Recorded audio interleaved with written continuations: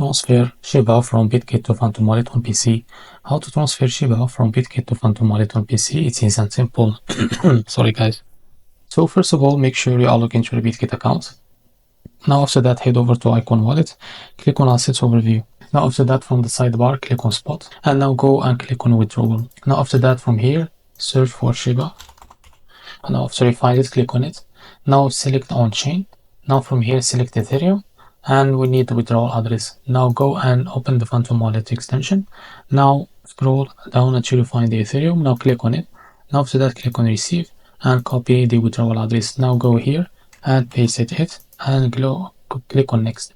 Now after that, enter how much you want to transfer, and as you can see, this is how much of fees, as you can see here, and this is how much you will receive of this token. You will receive 29 million of SHIB.